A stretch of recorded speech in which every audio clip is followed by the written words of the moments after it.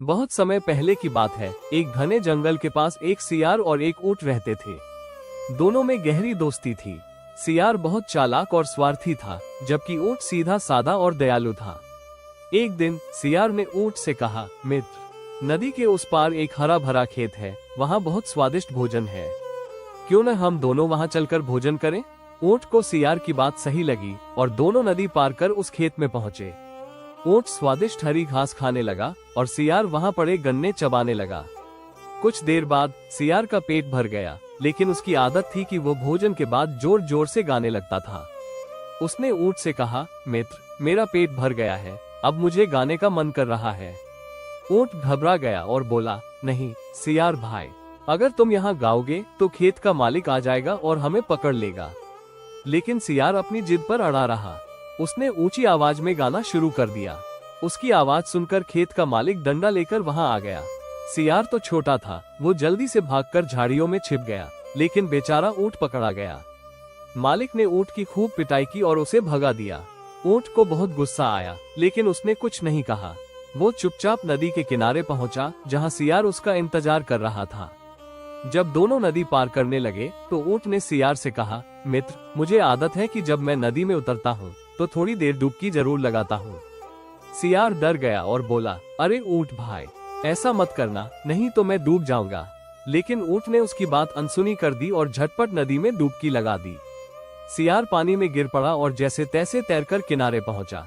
ऊंट ने हंसते हुए कहा, मित्र, जैसे तुम्हें भोजन के बाद गाने की आदत है, वैसे ही मुझे नदी में डुबकी लगाने की आदत है।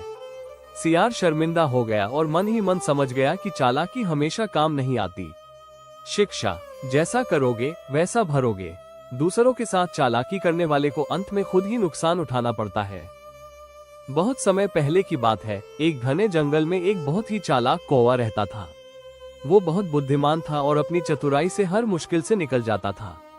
एक दिन वो जंगल में भोजन की तलाश में उड़ रहा था। बहुत देर तक कुछ न मिलने के कारण वो थक गया और एक पेड़ की डाल पर बैठ गया। तभी उसकी नजर नीचे जमीन पर बैठे एक हंस पर पड़ी। वो हंस बहुत ही सुंदर था। उसके चमकते सफेद पंख सूरज की रोशनी में झिलमिला रहे थे। कौवा उसकी सुंदरता देखकर मन ही मन सोचने लगा, काश मैं भी इतना सुंदर होता। कौवे ने हंस से पूछा, भाई हंस, तुम इतने सुंदर कैसे हो? तुम्हारी चमकती सफेद चमड़ी का राज क्या है? हंस मुस्कुराया और बोला, मैं रोज स्वच्छ झील के पानी में स्नान करता हूँ, इसलिए मेरे पंख इतने सफेद और चमकदार हैं। ये सुनकर कौवा झील के पास गया और रोज नहाने लगा, लेकिन उसकी काली चमड़ी का रंग नहीं बदला। वो निराश हो गया और फिर उड़कर एक तोते के पास पहुंचा। कौवे ने तोते से पूछा, भाई तोते, तुम इतने सुंदर हरे रंग के कैसे हो?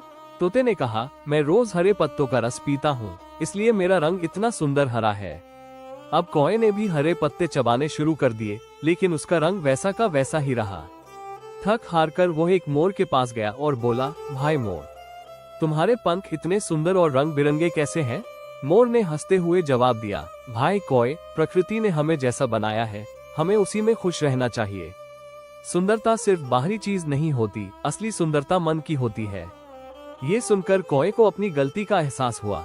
उसने समझ लिया कि ईश्वर ने हर किसी को अलग अलग विशेषताएं दी हैं और हमें जैसा बनाया गया है, हमें उसमें ही खुश रहना चाहिए। शिक्षा, स्वयं से संतुष्ट रहना और अपनी विशेषताओं को पहचानना ही असली सुख है। ऐसी कहानियां पाने के लिए हमारे चैनल को सब्सक्राइब करें।